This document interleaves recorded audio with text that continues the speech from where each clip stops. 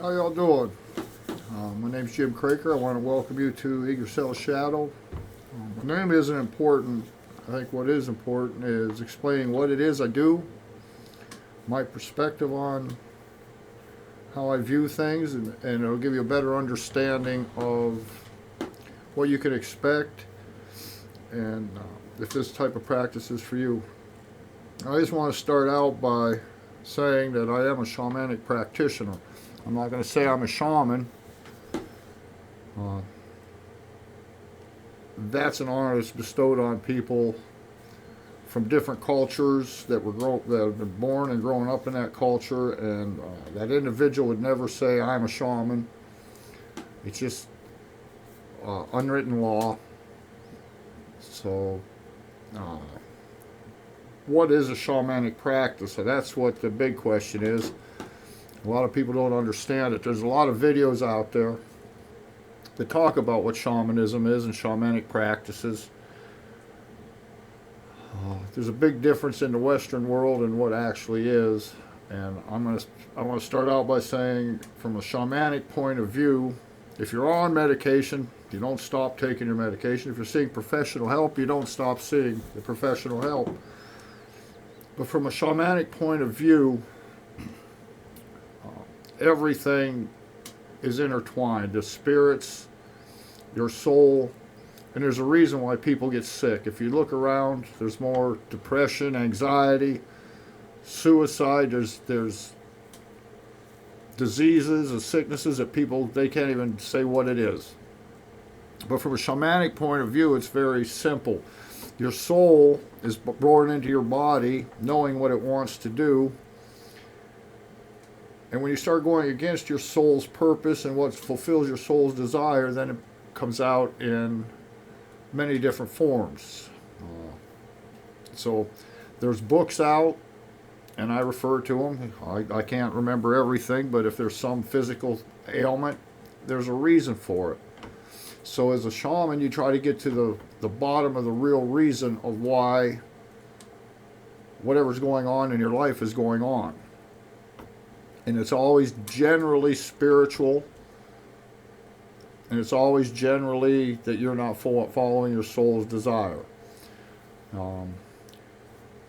What made me get into this was a couple different things. I've always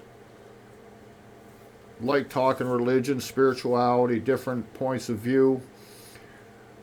And I was at an event listening to some people, and after listening to this person counsel and talk and do what they did, it didn't take me long to figure out that this individual was projecting his fears, his anxiety, his doubts, his shadows or inner demons, as you would want to call them, on these other people because he didn't want to face them himself. And another reason, I've known people, they'll go into these shops, and a good instance was a lady come into a shop and she said, I want to open up my third eye. And the individual that was running the shop, here, take these crystals, here's a book, give me $180, nice seeing you. You know, that's not how it works. And I'm not going to hide anything, I'm going to tell you how it is. Because it does me no good, does you no good. This magical, mystical, spiritual practices has become a multi-billion-dollar industry, and there's actually people out there searching and wanting to know why. And a little bit about me: when I was born, I was oldest of three sisters. I had three sisters, and that was a different time. We lived way out in the country, and I remember around the age of 3, I always loved spending the time in the woods. And I would come in, and I had a friend, I called him Roger. You know, I made my mom fix him breakfast. He even had, had his favorite meals. But as I grew up, we moved away, and my dad became a preacher, and I was born into the Christian religion. And I wanted Roger, and I was told he was an imaginary friend. Now, I don't know if any of you had them imaginary friends, that was programmed out of me. And that's where the problem is. Over the last 2,000 years or so, what we've become is a product of the programming that's been handed down to us for generations and generations and generations. And you have to ask yourself, what was that programming for? It was nothing more than to control. And I'm offering it's an ancient way, an old way. And if you look into what's the indigenous people, I know that there's a lot of people out there that are political correct. That might not be the political correct term at this time, but that's what I grew up with. But these people that have that unbroken line, they still have their medicine men, their witch doctors, their shamans. They lived with nature, and that was to program us out. And from a shamanic point of view, there's spiritual forces and energies that want to work toward helping humanity, and those that want to harm humanity. And a lot of times they'll masquerade as helpful ideas, helpful religions, but it's actually destroying the very fabric of what humans are supposed to be. So what I want to do is, I just want to imagine, go back 10,000 years ago, in your mind. None of this was around. Humans were, at that time, you were just born one with nature. You'd wake up and you'd hear the crow call, or you'd hear the wolf howl, and you knew what he was saying. If a blue jay would squawk in the woods, hey, there's something coming through the woods. Today we wake up, the alarm clock runs us off, wakes up, we run right out, half asleep, go to work, down the steps, hit the sidewalk, in the car, go to work 8, 10, 12, some people 16 hours, come back, run back in there, never spent more than 15 seconds even breathing fresh air, let alone knowing what's going on around you. And see, that's been programmed out of us. And all this has been going through my mind my whole life. And why? So that's where I guess I started going down the shamanic path. I went out in the woods. I said, okay, what's the right thing? What's the right thing?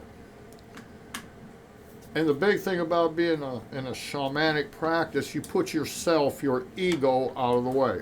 Like right now, I'm just sitting here letting the words flow, because the person that was programmed, Jim Craker, he's back. I'm just letting the spirit flow. And that's how the practice is. Everybody has a different, unique personality, different, unique perspective on things. And 10,000 years ago, the shaman or the medicine man, he was part of the community. He was the counselor. He was a peacemaker. He was the healer. But he was also part of the community. He knew the inner workings.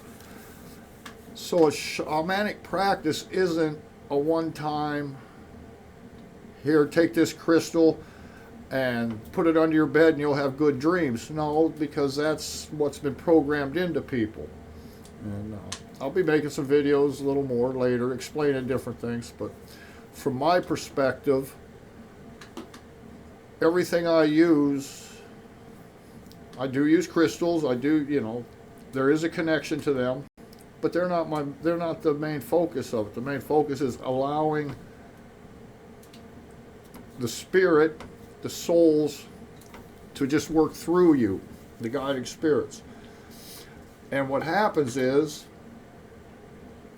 in a shamanic practice, my spirit guide connects with your spirit guide. This is the basics.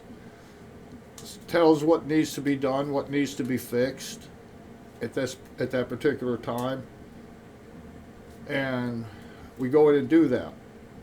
There's what's called lost soul retrieval. Now there's a big split,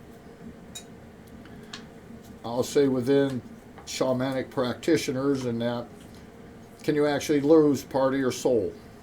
The soul's here, it came here. Can you actually lose it? I won't get into that debate, but a lot of times this lost soul that you think you're looking for is actually an attachment that you have to something. My grandfather, I used to sit and eat breakfast with him every morning for a while. And he had a bowl, and he ate his toast, and he had a cup of coffee, tea. That's what he did. I had an emotional attachment to that bowl. If that bowl got broke, it would have hurt me very dearly.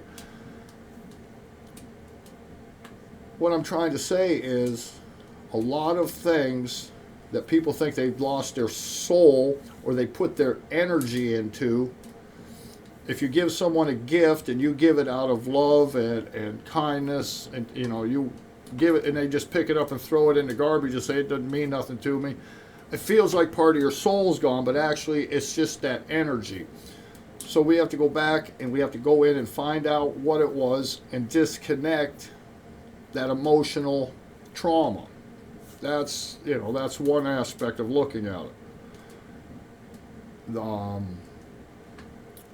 I use the Elder Futhark runes. I made the runes. I have enchanted them. That'd be the best word for it for right now. Through rituals. So to me, they're a living being. They're a living soul. And if somebody wants a rune reading or that, actually what happens is them soul, that living force, connects with that individual's living force or guide, and then they come out and they tell you what that soul needs to hear. And just like 10,000 years ago, life was brutal, life was hard. They're straightforward. A lot of people say, well, I want to,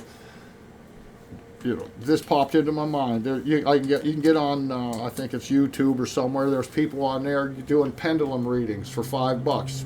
Is Johnny the best? He's the one I got to marry. Yes, there goes $5. Does my mom mad at me? No. That doesn't help you, because from a shamanic point of view, is Johnny the one I need? Well, yes. Why? Because maybe he's going to teach you a lesson that he wasn't the type you need. It's how you look at it and perspective.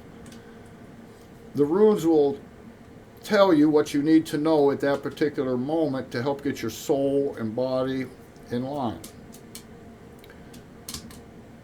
There's many people out there, they have all kinds of different practices. People will go to them. They'll walk out feeling great, and then 2 days later they're back there, my energy's drained, I need more. They don't fix the problem. I try and fix the problem, and it's not easy, and especially in today's society, because like I said, we've been programmed to do things. That's why TVs are called programs. You're programmed. When I was a kid, you got to eat Kellogg's cornflakes, or Lucky Charms, and they even put little toys in the bottom of the box. Well, now we're programmed. You have to buy this cell phone that costs $1,200, or you're not part of the crowd. Well, people go out and buy all this stuff, pay for all this stuff. Now they're working 3 jobs and they're not happy. You got to find out what the root of the problem is, and that's the hard part. We've grown up in a society where people don't want to take responsibility for what they've done. They want to pass a buck, blame it on somebody else, or take a quick pill. And that's why I've known people, they've had 20 pills in their hand because they're so sick. And the problem is their soul wasn't right. Their soul wasn't. They were going against what they wanted to, or they were living in a life that they hated. Rather than do something about it, it's just easier to take a pill and go on about your life. So it's hard because we got to shuck and get rid of 2,000 to 3,000 years of programming. And I'm not perfect. If I was perfect, I'd be a big ball of light. I'd be a guardian angel, or I'd be a helping spirit, but I'm not perfect. And I work at it every day. And that's what I'm trying to pass on. I've been one way lucky.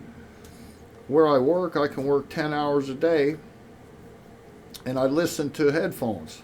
And I've listened to so many different people on the internet and so many different philosophies, so many different teachings.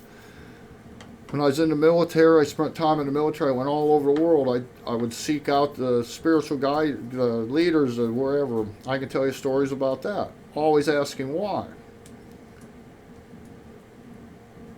And that's why. Why? To try and find what's happy. What makes you happy? What's the meaning of life? That's what everybody wants to know. You know, what's the meaning of life? So we're all searching for that, but I found ways that have been helpful to me and other people. I want to talk a little bit. Some of the ways we can do that is it's called Shamanic Journey. There's a big thing about Shamanic Journey. I'm going to take a hit of acid and I'm going to go speak to God. That ain't how it works. Or I'm going to smoke some peyote, talk to God. No, that's not how it works. To understand how shaman would use hallucinogenics in this, you would have to understand the whole culture they were brought up in, the ritual behind it. You would have to really understand it deeply.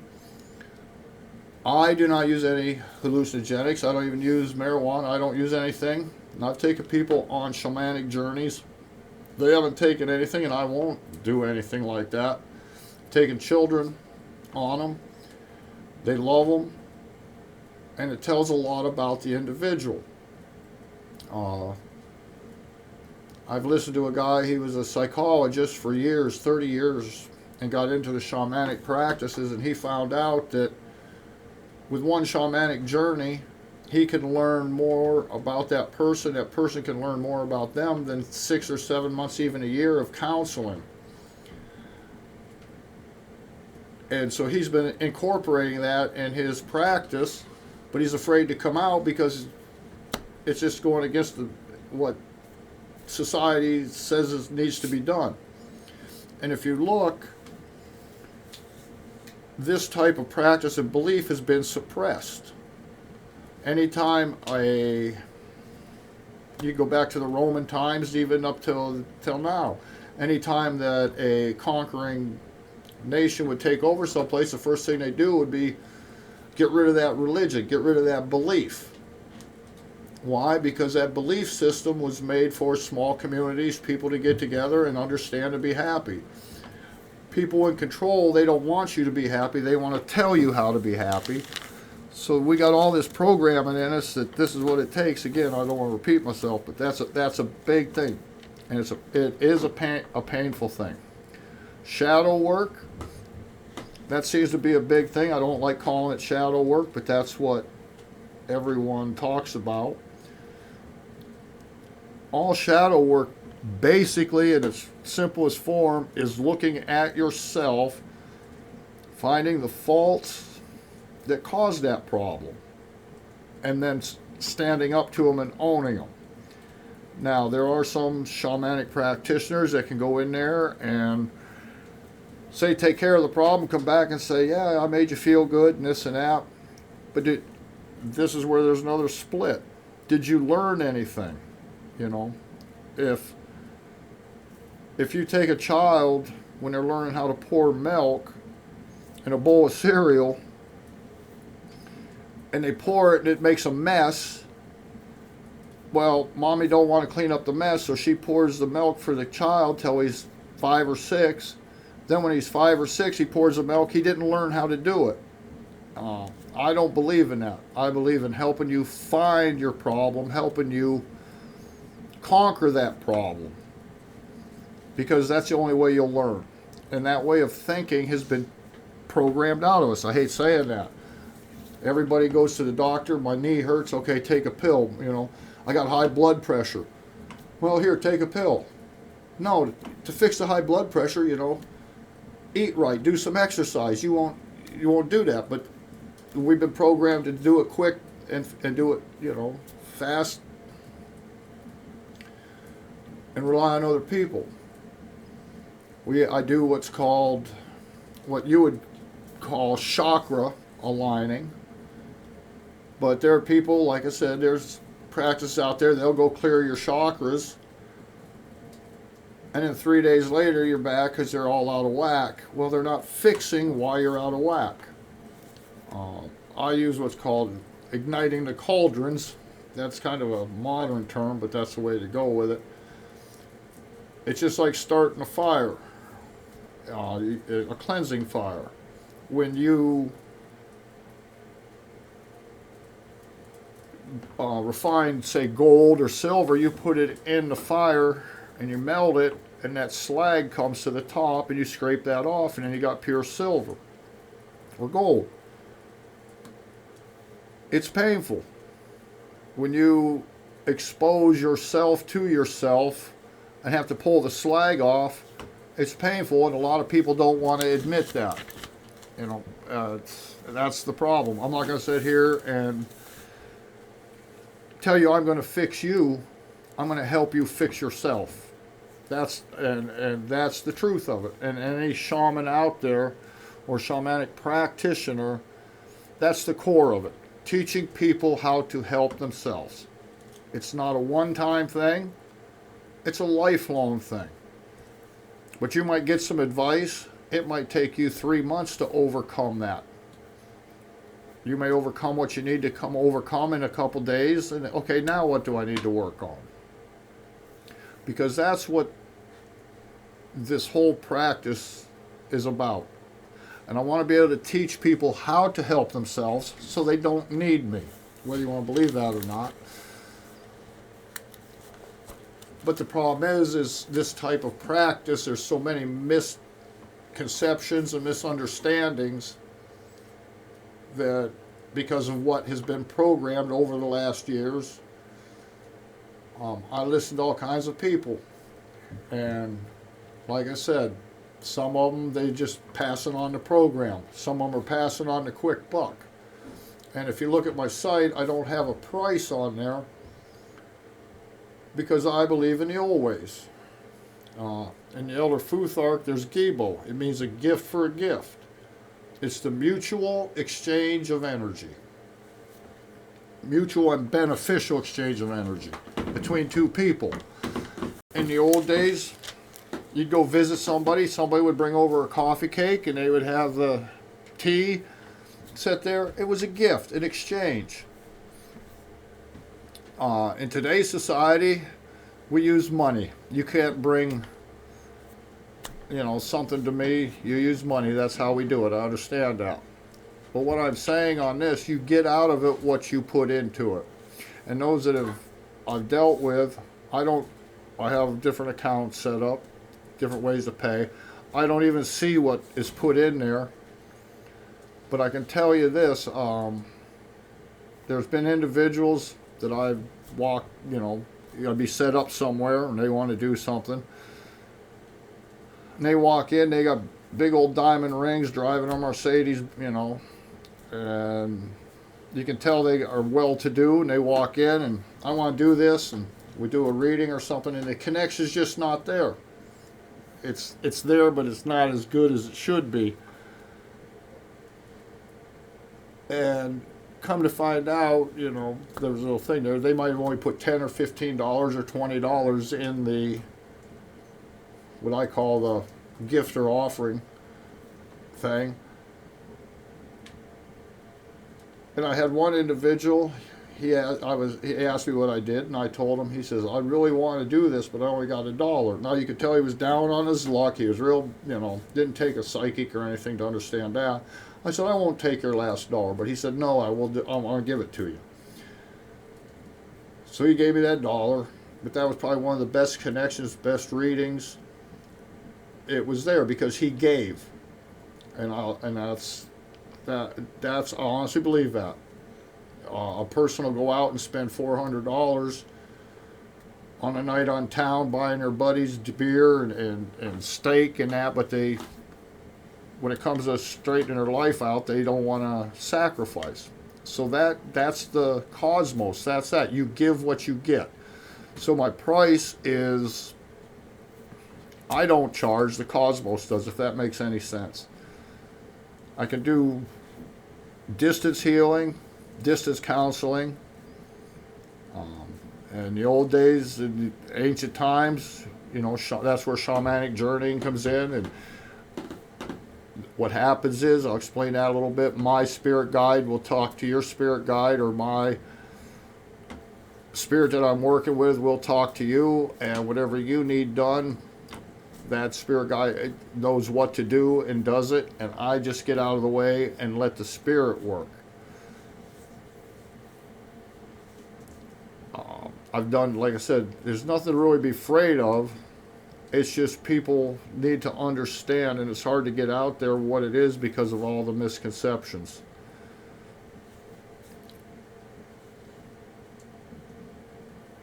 I'm just trying to think here. My ego's coming back in. What I want to think, I gotta get out of it. That's what I do. I'm sorry about that. I'm just trying to get out of the way here. But if this sounds like something that's interesting to you, like I said, I was offering free consultations, and it actually takes about 3 hours, believe it or not, because people don't understand really what's going on. Because everybody is uniquely individual. And I just hope this breaks the ice a little bit. I'm just a normal human being. That's what I look at. Trying to go through life. I think I've covered just about everything. Because I'm drawing a blank. That means the spirit's done. I'll be making some more videos a little bit more in depth.